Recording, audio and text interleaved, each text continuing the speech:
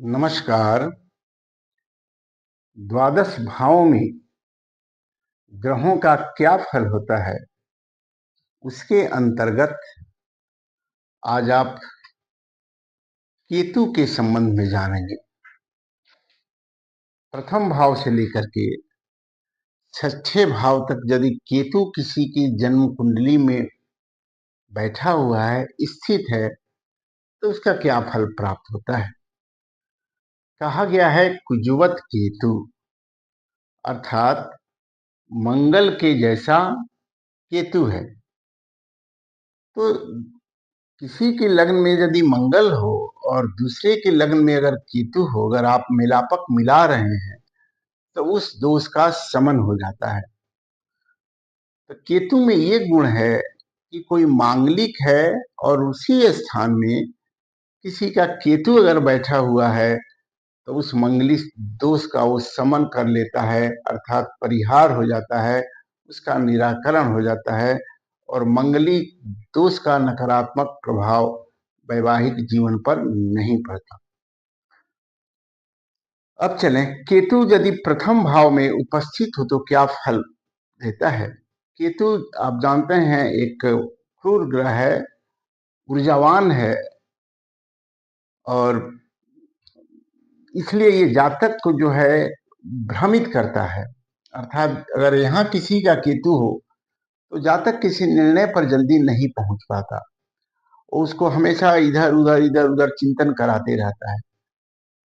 व्यर्थ की चिंता ये केतु देता है, व्यर्थ का भय उत्पन्न कराता है। पित्त प्रकृति होने के कारण शरीर में उष्णता रहती है, जिसके कारण स्वास्थ्य जातक का अच्छा नहीं होता। बालों को झड़ना, नेत्र ज्योति, इस तरह की समस्याएं होती हैं। कई पारिवारिक चिंताओं से भी जातक जो है वो बंधा रहता है और चिंतन करते रहता है। गुस्सा वाला होता है, किसी का सहन नहीं कर पाता और इसकी प्रगति जो है वो थोड़ी बाधा युक्त होती है। प्रगति उन्नति जो है वो बाधा युक्त होती है और सफल भी रहता है। यही केतु यदि दूसरे भाव में हो जाए तो ये राहु केतु, ये सब कहा गया है, ये सब सेपरेटिव प्लैनेट्स हैं, यानी पृथक करने वाले ग्रह हैं।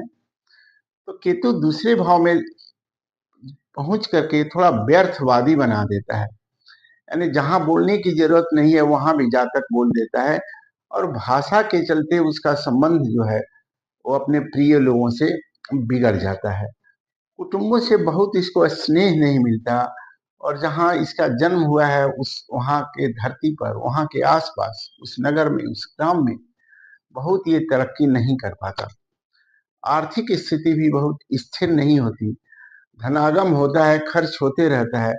परिश्रम से, कठिनता से धन का ये संचय ऐसा जातक करने में सक्षम होता है।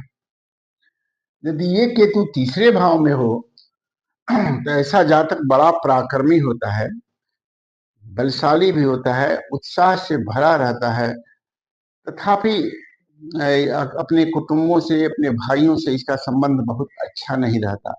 कभी कभी व्यर्थ के कामों में भी अपनी ये ऊर्जा को समाप्त करने लगता है। इधर किया उधर किया, कुछ उपलब्ध नहीं हुआ तो भी करते रहा। यदा कदा इसको झगड़ालू भी देखा गया है, व्यर्थ की बातों पर झगड़ा उत्पन्न कर लेना, ऐसे भी जातक की रहती है, मनोभाव रहता है जातक का। और ये यात्राएं भी करता है, लेकिन ऐसी जगह यात्राएं करता है जो बस जहां से कुछ लाभ नहीं होता, अपना घूम घाम करके फिर अपने घर आ गए। तो ये सामान्य फल है तीसरे भाव में केतु का। यदि चौथे भाव में केतु है तो ये धन समृद्धि तो देता है, ऐसा देखा गया है, लेकिन इसका संबंध जो है अपने परिवारजनों से अच्छा नहीं रहता। मित्रों से भी लंबे समय तक इसका संबंध नहीं चलता। मित्र जो है वो बनते और छूटते रहते हैं, बनते हैं छूटते हैं। ऐसा जातक को प्रायः देखा गया है कि प्रवास में ही रहना पड़ता है, माने घर से बाहर ही वो रहेगा। उसकी मजबूरी होती है कि वो घर से बाहर जाए। माँ का भी स्वास्थ्य उत्तम नहीं देखा गया है। तो ये केतु जो है वो मिश्रित फल करता है, लेकिन भौतिक सुख संसाधन जो है वो जीवन में ये देता है।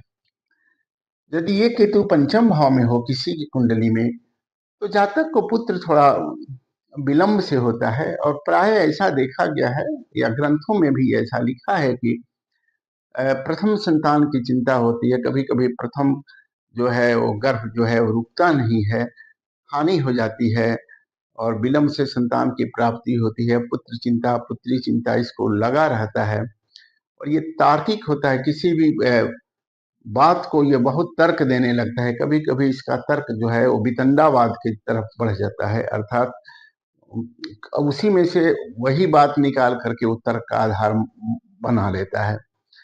तो ऐसे लोग, गणित वगैरह में अच्छी रुचि होती है, बस अधिक बोलना, अनावश्यक तर्क करना, ये कुछ नकारात्मक पंचम भाव में केतु का रहने का है।